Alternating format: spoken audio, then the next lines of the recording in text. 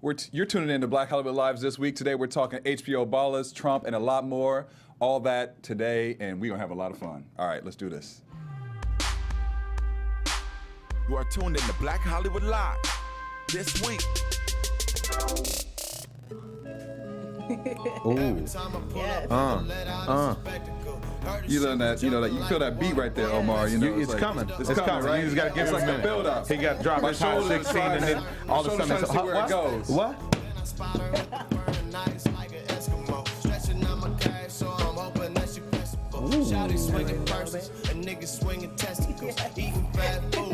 Make you curl your lip.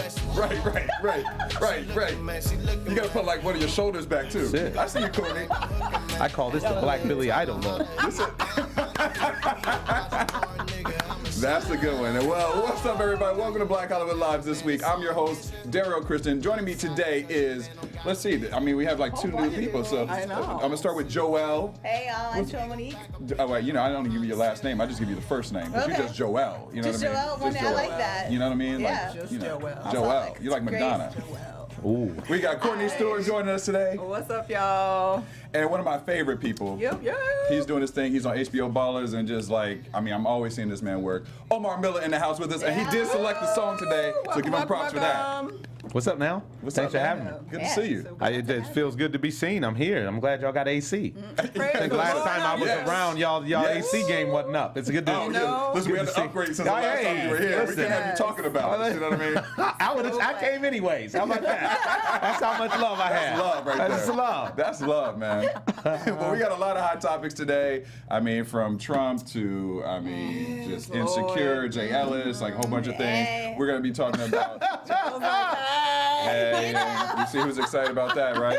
We're going to be talking to Omar. We're going to do an interview with him about all the projects he's working on. Yes, we are. But we're going to go ahead and start off today. We'll jump right in with with a little Raven Simone. Simone this week. So she's been in the news this week because she did a few interviews. She's got her new show out. I don't know if y'all haven't seen it yet on Disney. Yeah. But it's doing so great for those of y'all that were That's So Raven fans. It really stays in the genre so well, and she's so great, and all the kids are so great on the show. It's fantastic. Check it out on Disney. But anyway, she was on the interview tour all week, and she was talking about how she's so excited now that we have such this body positive movement that's going on with women, and how in the press and in the media we're always trying to uplift women's bodies now, and she wishes that actually was the case when she was coming up, and she felt like if that were the case when she was coming up, she would have had a lot fewer mental issues, because she basically went into detail about how since she was like 7 years old working on the Cosby Show, people was like snatching bagels and donuts out of her hands saying she was too chubby and she can't eat that. So she's always had a complex about weight, and obviously at a certain point when she was like Cheetah Girls, like she started to get bigger and the other Cheetah Girls were smaller. Somebody actually said to her, how you think you're gonna go on tour and sing and dance at that size? And she's like, but I still went on tour and did like 300 And sang shows. and danced. Right. She sang and danced Right. just fine. So she just was excited and celebrating the fact that women are celebrating their bodies now. Additionally, she also gave kudos to Disney because she brought up the fact that she came out to Oprah in 2014 that, she's sexually fluid, essentially. Yeah, because she doesn't give herself a full title. She doesn't give herself a full title, but sexually fluid. At the time, she was dating a woman, and she was thankful to Disney for being willing to still allow her to do the new That's So Raven. Wow. Being out and a member of technically the LGBTQ community. That's big for Disney them. just had a lesbian couple on Doc McStuffins. Right. So dope. They're making big moves, and Disney, That's a big step for Disney, I would That's admit. a huge step, and that is a conservative sort of culture that it comes from, and that they're making those steps is a big deal. Well, also, at the end of the day, props definitely to Disney, but that's the times that we're in. You have kids who have the same-sex parents, or or something close to it, or having their own sexual orientation that they're dealing with. So I have a question with that though. But the content on the show has nothing to do with her sexuality, correct? Absolutely nothing. Yeah. So I honestly feel like this sexuality issue oftentimes goes too far, and oftentimes it goes too far when people try to connect it with being of color, in my opinion, because everybody knows that I'm the giant black man everywhere I go. There's no change of that. The only way that I know if someone is whatever their orientation is, whatever their preference and orientation is if they make it known. Right. So I think it's great that Disney is inclusive, because that these are the times that we're living in. But I also think that, you know, the sexuality to a certain degree is irrelevant when it comes to the kids, depending on how old the kids are that you're entertaining. But you gotta take into consideration like Million Moms. Like, it's not so much, I don't think Disney cares like what any of their actors are doing so long as they're not making a spectacle out of themselves. But like the Million Moms, which is a religious right organization that will literally, they attacked Nickelodeon for having SpongeBob because they thought SpongeBob was gay. Yeah. And so I know that, and then they like tried to like, they went struck against Macy's and JCPenney for including same-sex couples in their magazines. So I understand the hesitation for giant corporate, like going into these kinds of groups is challenging. So I think it's cool that they're willing to publicly be like, no, it's cool, we're fine, we'll take that hit or that L. Yeah, that's what I'm saying though. But if it's not in the content, I don't even understand how it's the L. But you know, or a dub. To be honest, you understand what I mean? Really relevant it's different if they're making a, you know, if That's So Raven then in turn has 2 8-year-old girls making out. True. Now we're talking about something that's totally different, which is child porn, which is really different. But you guys understand what I mean. You guys understand what I'm saying. Well, I think though we're just in a place now where everybody's just such an open book because of reality TV. Everybody wants to know everything about everybody, even if they're actors and whatever. Yeah. And even the mystery is gone. Yeah. I mean, you know, we have everybody's putting everything on Instagram and on their social media, so that correlates to TV, and people still want to be able to, I think, see that and see. Even if it's not a storyline, they want to be able to see something that relates to them at this point because of the fact that everything's just so exposed. Low key though, I met Raven a couple years ago and she was giving me rhythm. So I mean, you know, she's fluid. Yeah, that's it. That's what I didn't know. She's on the. She likes what she likes. Yeah. She likes who she likes. She likes what she's cool. I mean, she made me feel warm and fuzzy. That was nice. So you know, that's all I can say. I feel that. I mean, she might be single right now. She might. Well, because I think she and Esmery broke up. Yeah, I think they did actually. But you know, business. But you know, we're just like. I don't know. I mean, I you know what, I applaud her too because you hear so much negative things that are being said out there, and especially about black women, and now it's changed, you know, and it's changing, and I feel like she is out there promoting that part too.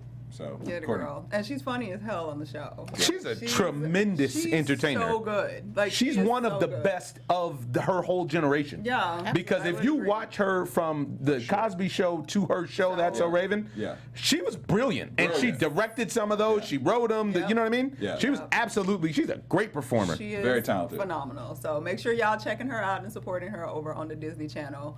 And wherever, I don't know, does Disney stream stuff? Maybe, I don't know. They just got their own streaming service. Oh yeah, sure did. Because they snatching everything off Netflix. Yes. I'm sorry, I'm not mad. We're all hurt by it. I'm like, why? This is why the world. Whatever. We're not talking about that. Here we go. Here we go. You see what happens, Omar? It gets fired up in here. Here we go. It's getting to the point where we're gonna have to buy like 16 different streaming services, subscriptions to have everything. Soon. I don't want that because that's what Time Warner did, and that's how we got mad at cable because they started. Oh, this is what you're gonna get, and this is what you're gonna watch. That's what they're pushing you back. I hate you. Oh God, it stressed me out. But anyway, I don't know though. Hold on, real quick though. There's a bunch of services that are super cheap, that are streaming, that are like cable, but not as expensive. Not to be a bitch, man. I have YouTube TV right now, so I get my basic channels, and then I'll get like FX, and I'll get AMC. Yeah, you got Sling, you got YouTube TV, you got that one that DirecTV has, and these are all like $20, and you get pretty much the same thing that you get. You do sorta, but then there's always like all the Viacom channels like aren't on YouTube TV. So then you are like, well, do I get rid of Hulu or should I get Hulu because they have this channel from this one that's not on this one. It's just who are willing to share subscriptions. Even if you get, if you get like 2 or 3 you are blacker than you look. I love that. Even if you get 2 to 3 subscriptions, here's the thing: it's still cheaper than what cable is right now. My cable bill is like $180. Man, I don't have Showtime. I have HBO and Cinemax. Skinemax, really. That's Skinemax. Cinemax, Jerry. I mean, listen, that's his own business, okay? Listen, this ain't about body shaming. People want to know too much about you. Did we just have this conversation? See, this is the problem right here. This is exactly what I'm talking about. Courtney, back me up. You put your business in the streets. I just asked the question. I'm just saying. I didn't require or request Skinemax. It came with the HBO. I want an HBO. You know what? I'm going to just move on because you done turned this into another conversation. And I am so sure that you all have been sitting around waiting to have a conversation about Trump this week. Oh, jeez. Okay, so y'all know, or if you don't know, you probably should know because you might wake up or not wake up, and it could be his fault. So on Tuesday, he was doing a press conference, not about war.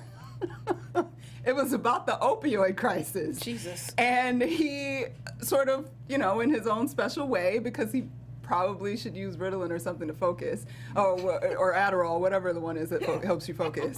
And he made some off-the-cuff remarks regarding North Korea. So we are aware through intelligence that North Korea has been doing more missile tests than normal, or than they have been. I don't even think they're trying to hide it. I don't even think that's intelligence. That's what's scary. I think that's from Kim Jong-il's He's like, Twitter. See? Here you go. Wait, you said it was on his Twitter though, and quietly it may have been. Like that's what's scary. That was the intelligence though. They keep they Twitter. They got their private Twitter. Because North Korea ain't got real access to Twitter because they don't want nobody to see the rest of the world. But anyway, so on Tuesday he's supposed to be talking about the opioid crisis and how we gonna save everybody from these opioids, and he just went off sideways and wanted to address North Korea. And he basically directly said to North Korea, quote, North Korea best not make any more threats to the United States. They will be met with fire and fury like the world has never seen. This man's gonna get us killed. Wait, and then he went on and he was speaking about Kim Jong-un. I always say it wrong. Il is a dad. Il was pops. Yeah, okay. And then he went on to say he has been very threatening beyond a normal state. They will be met with fire and fury and, frankly, power the likes of which this world has never seen before. So he says this, and obviously, like, that's extremely aggressive. Words like that have not come out of a president's mouth in almost a century, like, in terms of being so directly threatening to another nation, even a nation that is an enemy. He hasn't rolled it back at all. In fact, today on the golf course, reporters were like, hey, bro, like, you know, like, did you really, you were, like, serious about that? And he was like, actually, I don't think I was serious enough. I was not harsh enough. And he just held fast to what he had said before, and he didn't think he was tough enough, and he thinks it's time that a president stuck up for the country, because all the presidents previously have not been sticking up for the country the way that they need to in terms of North Korea. So since then, the Secretary of State has come out and made comments basically saying, you know, we're trying to diplomatically handle this, but it's challenging and there's no good solution. And then yesterday, the defense secretary said to North Korea, also quite aggressively, he is the Secretary of Defense, that, quote, North Korea to, oh, I'm sorry, hold on. He warned North Korea, saying, you will continue, whatever you can do will continue to be grossly undermatched by ours. So basically he was saying that our missiles will always squash you, bruh. Like, y'all need to back out. Overmatched, sorry. So everybody knows there's no good thing that can happen. Yeah. Like there's as crazy as it is that Trump said what he said, at the same time, North Korea is like, we can destroy you. Bomb Guam right now. Like, they just released that he has and I don't know how they would know this, but maybe it's intelligence again, that there's some 24-point plan that Kim Jong-un is looking at right now to show how he can actually directly bomb Guam at this point, and Guam is a U.S. territory. So an attack on Guam is an attack on America. So he's saying he's serious, but some people are saying, you know, he's always made threats like this, or the regime has always made threats like this to the United States. A lot of people are more concerned because the fact that one of the missiles, there's evidence that one of the missiles is capable of having a smaller nuclear warhead attached to it, which is obviously the biggest concern. Well, we don't want to get bombed either, like regular bombed, but nuclear bombed is also really awful. Yeah. So right now, they think that the smaller warhead can actually reach the continental United States. That's scary. So that's where we're at. We need Dennis Rodman. We need him. Well, he already You know the situation is bad when you say, I need Dennis Rodman. Right. I need You know things have gone the wrong way. And help us out a little bit with whatever Trump's But wasn't saying. he just there like 3 months ago? I think he made it worse. I don't think Maybe he's he gonna be helping did. anybody. There's no, so what do? They just basically, like, they were on, I think it was CNN, and they were sort of mapping out what all of North Korea's sort of defense or military capabilities are, how many million men they have, what their artillery is, and all of this, and how it's difficult to find based on where they have it hidden and all kinds of stuff. And then they had what America can do, and if Guam is to be attacked, and what ships we should be sending in. I was like, yo, wow. Like, no, it's really very real. But there's that phrase. This is that old phrase. What is it with to a hammer, everything's a nail. Right. And you're in that spot with Cheeto where he's trying to constantly pound everything. And I think that it's just really unfortunate that this is the first option. And honestly, after the whole Iraq war, the Iraq-Afghanistan war fiasco with the intelligence that wasn't too intelligent and turned out to be a bunch of lies, how can we really say that Kim Jong-un or his dad, what they can do, what they have, or perhaps they just have some resource that America would like to go steal? I don't know what it is that they have or don't have. And if I was living in Guam, I would be a little concerned about it. Absolutely. But at the same time, I don't know how much of this is a product of the 24-hour news cycle where Congress and the president are both on vacation and they need something to talk about. So they put this out there. And how much of it is actually real. You know, I don't think Panic at the Disco does anything either way it goes. But I also think that it's terrible that people's lives are in the balance and a bunch of people who don't seem like they care whatsoever about those people's lives. They just care about a pissing contest about who's got more strength and power and so on. So it's really, it's not even a laughing matter. It's unfortunate. Well, I also feel like where we were headed, you know, you can say whatever you want about Obama, but our relationships were a lot better with a lot of other places. And I feel like it's just literally just taking everything and just throwing it out the door. I mean, everything that by design. By design, and by design, which is even more scary because we don't know what can really happen between these two countries, you know, and like you said, I don't really know what they do or don't have, but the fact that I don't know that also makes me extremely scared. You know? My question has always been, okay, so we saw what happened when they dropped the atom bombs. That was still sort of contained. Isn't the whole concept of nuclear warfare that it is not that contained? And like nuclear warfare, everybody dies. Like that, nobody wins. What's in that war. very famous Albert Einstein quote, which is, I don't know what the weapons will be for World War III, but I can guarantee you World War IV will be fought with sticks and stones.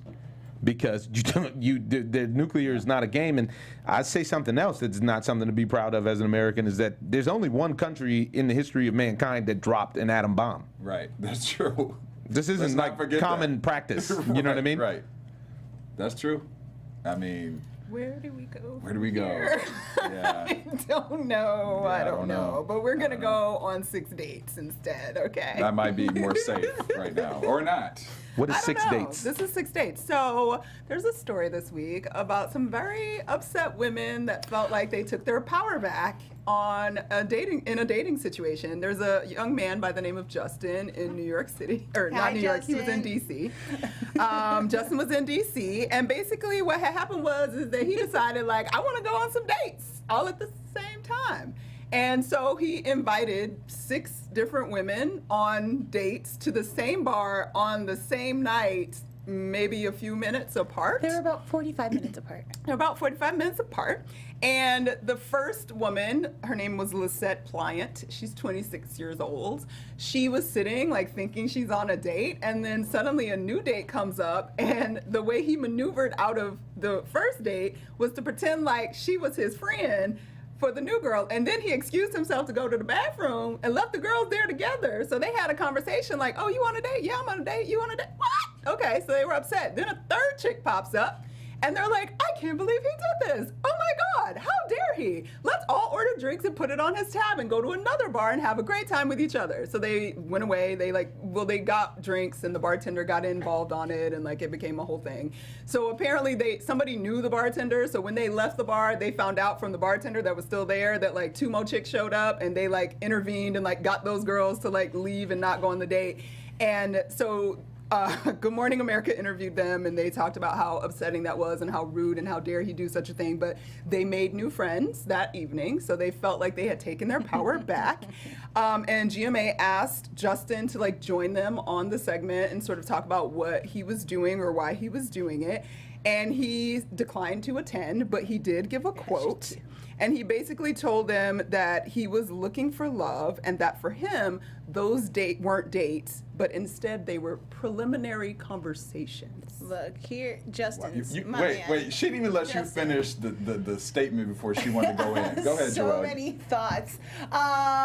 Because a lot of people were upset. Like, the internet was mad. They were like, how dare you do this to women?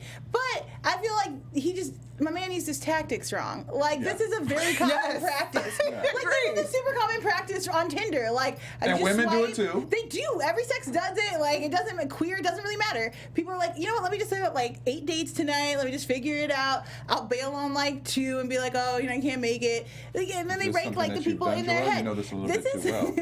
I work with a lot of bloggers. Bloggers like to do this. This is how we meet people.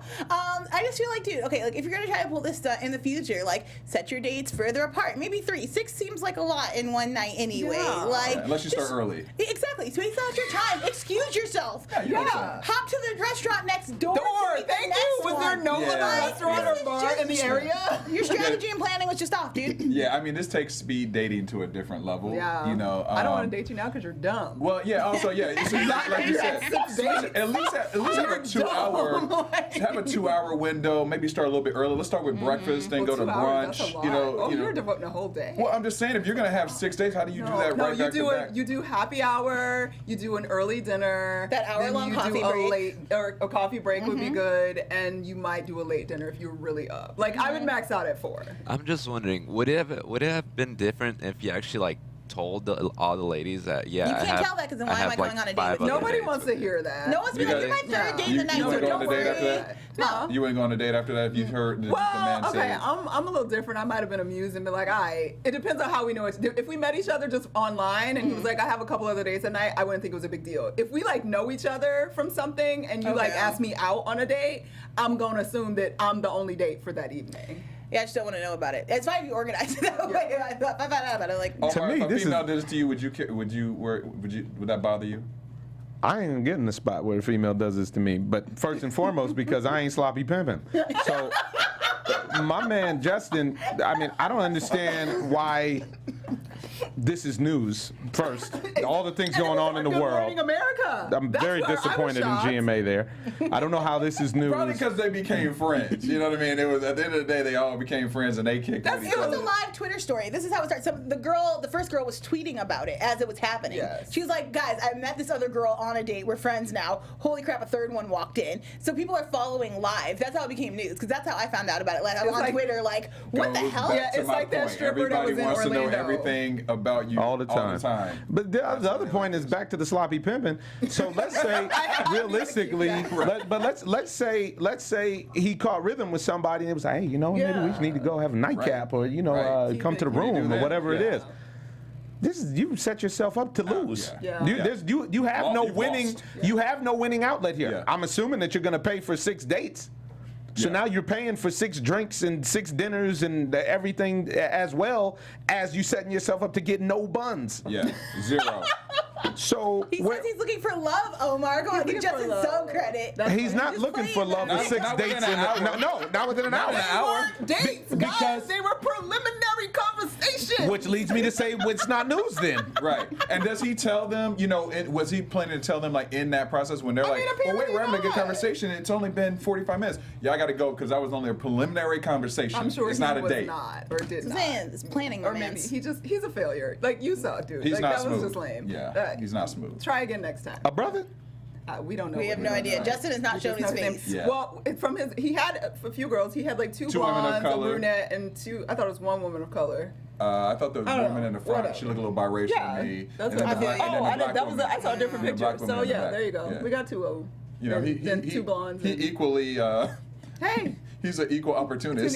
Tasting the rainbow. He's tasting the rainbow. Okay, sir. With preliminary conversation. Exactly. So he's actually not tasting the rainbow. Right, actually, you're right. He's actually looking at the He's rainbow. looking at the rainbow, right. Maybe he's holding his, close Pot of to gold his for the heart. one. Anyway. She gets 2 hours. Right. Right. She gets a 2-hour date. Right. Oh my God. And 2 drinks? Right. Yes, she will get all of it, apparently, and his last name. I would like to watch it go down, though, by the way, but that's just I would have been different subject. amused. Yeah. I would have been amused. See, y'all But part of the problem. We're part of the problem. I'm part of the problem. I I admit admit it freely. it. I admit it was from the glorious to beginning. watch.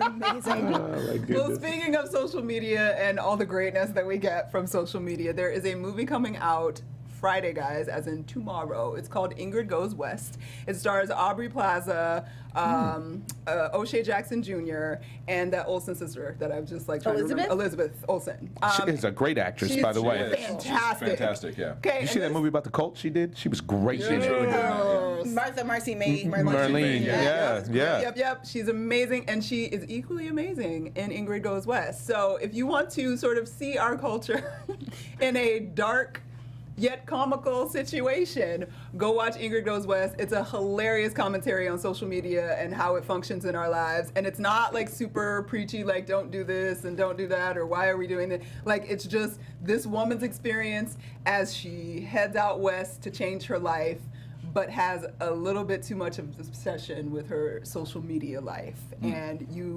will most definitely laugh out loud repeatedly and also be severely disturbed simultaneously. So It's gonna be like I watching recommend Insecure, where I'm like, this is too accurate. Yes, Damn it. it's too accurate and too like, damn, are we are like, Yeah. oh yeah. So it's a go see, though. It's definitely a go see. I would go check it out. And for those of you that don't have the patience to sit through longer movies, it's like a 94-minute movie or something. Like, it's Classics. great. It's fantastic. It's got like 85%, I think, on Rotten Tomatoes. So Wow. it's getting some That's good really good. critical, acclaim, and it's great. Like, it's great. And O'Shea Jackson is adorable. This Friday.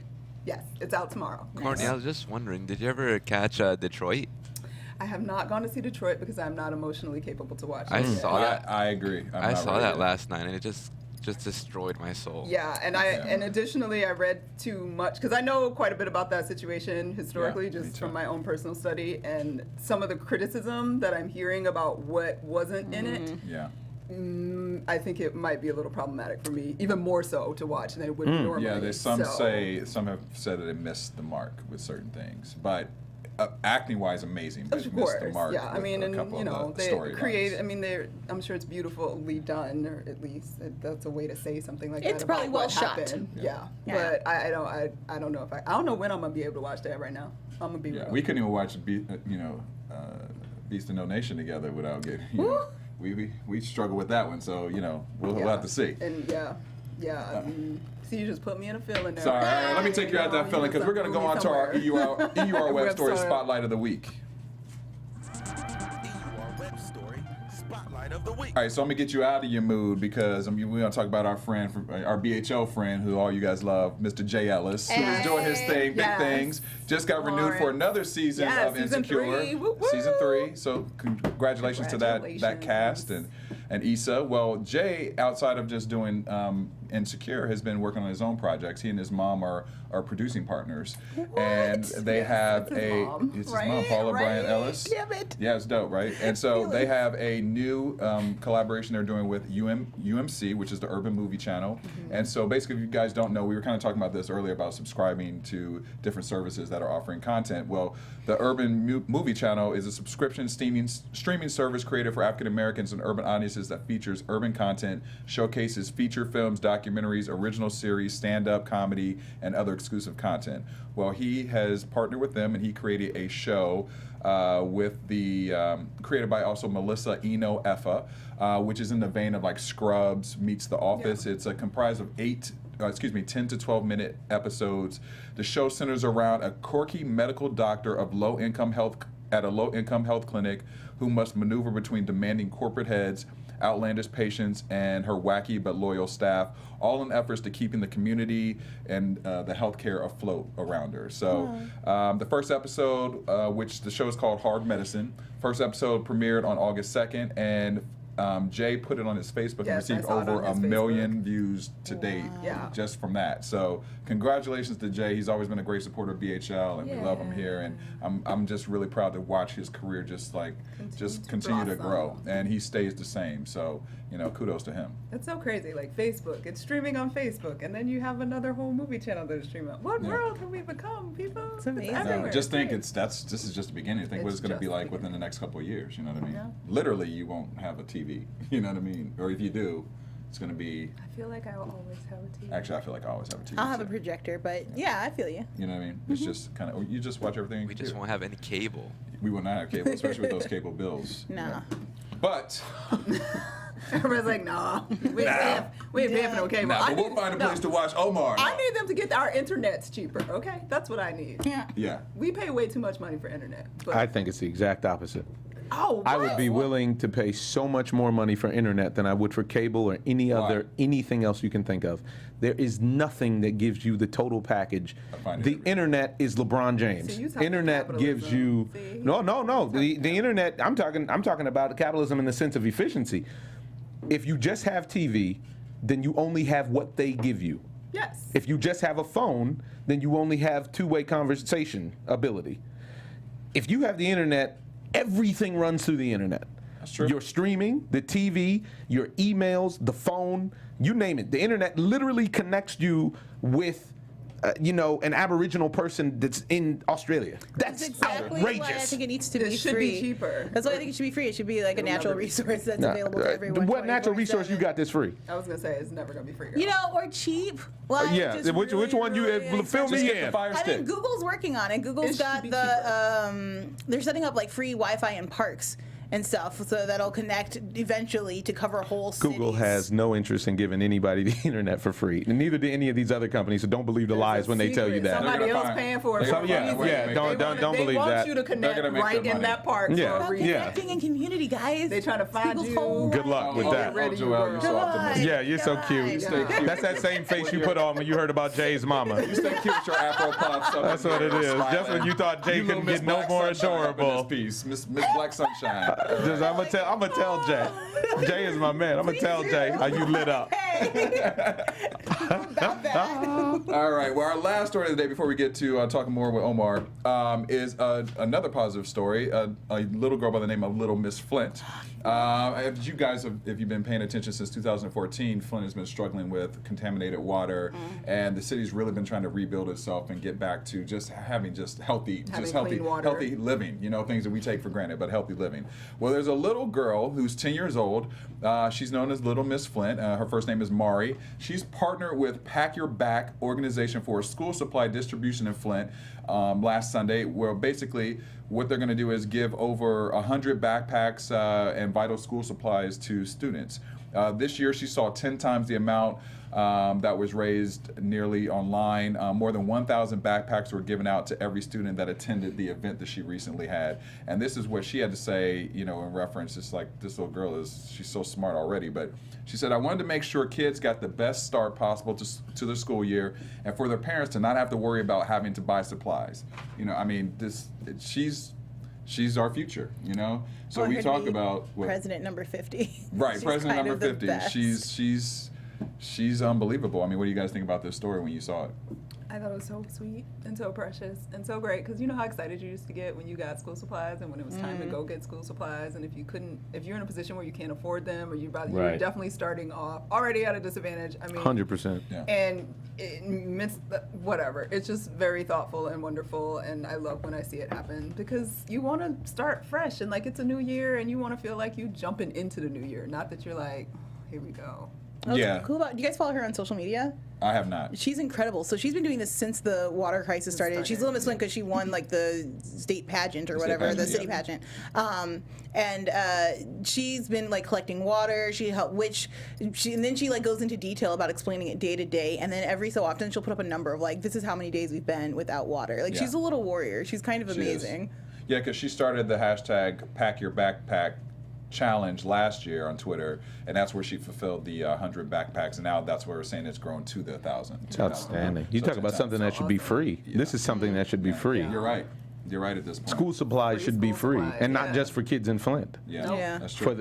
If anybody actually took a look at what it is that the federal government spends money on, We'd be pissed. and then saw if we weren't so distracted by social media and our lives and the Cadillac problems we have, and you actually looked at what's going on and the stuff that money gets spent on, and then you see where the deficiency is. I thought that got pumped up. I didn't know about that story, which is fantastic. Yeah. And I worked with an organization called Blessings in a Backpack that gives kids who can't afford it a backpack full of food on Friday, because you come to find X number of children every week don't eat when it comes to except for free lunch. So when they're at home on the weekends, they don't eat. Yeah. Wow. And there's been a lot of people that got involved. Hillary Duff got involved. A bunch of people got involved. It costs like $60,000 for you to fund an entire school district for a year for food. And the kids come with a backpack, an empty backpack on Friday. It gets filled up at the school. Then on Monday, they bring it back empty again, and the process, resets over the weekend. Wow. And those kids'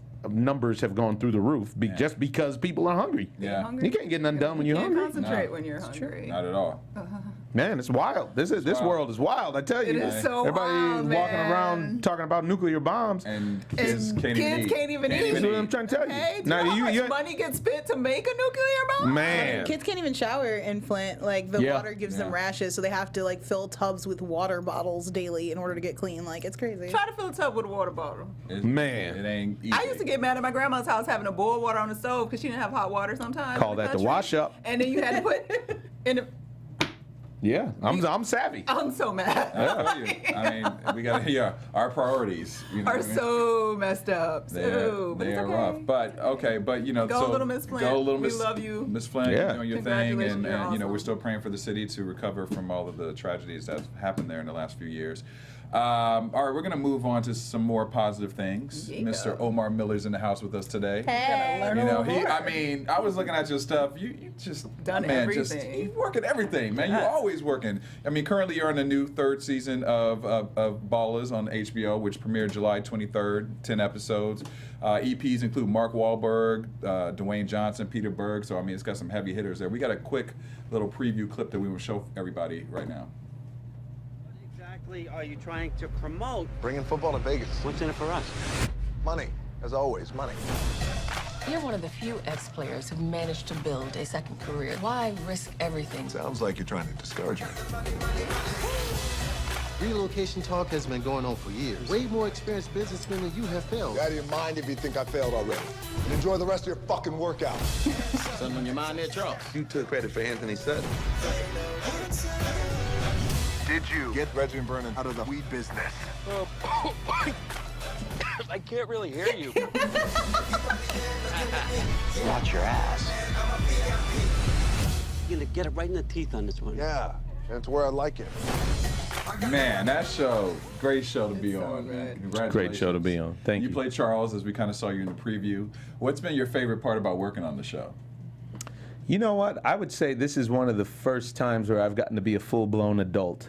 And, he's a very complete guy with real flaws. I tell people I have the best role on the show because I work with a fabulous woman in Jasmine Simon that plays my wife. Yes. And, we represent something that you don't see a lot on television, which is the married black couple. Right. And, that's having a kid and that are both professionals and they're trying to just live life. The other guys on the show, it's a bit more fantasy based. Everything's so much bigger. Yeah. When you watch our segment of the show, it feels like we're some people. I feel like people that you know. That's the feedback that I've been getting from people. Mm-hmm. So besides that, shooting in Miami for 2 years was fantastic. And now the show's gotten bigger, and we shoot all over Miami, Vegas, LA, San Francisco, Oakland, which isn't a big jump, but all over. It's been a great job. I'm really blessed. And you guys just got renewed for season 4. Yeah. HBO's making all their announcements. They make big announcements, and the show, the numbers for the show are through the roof. Yeah. And it's this year we're led in by Game of Thrones, which when it's on TV is the biggest show on TV. Yeah. And it's fantastic as a prep because now we're hitting all kind of people that we didn't hit before. Yeah. Mm-hmm. And our show was pretty popular anyways, you know what I mean? And now it's literally breaking numbers, breaking records for HBO. I love hearing that. Congratulations. Thank you.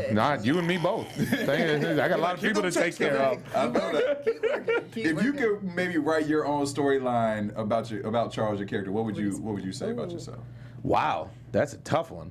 I think I might have Charles line up 8 dates in one night. And make an appearance and see. and have his wife And then he kill goes, him. and then his lovely wife would show up and put the stomp down on his sloppy ass.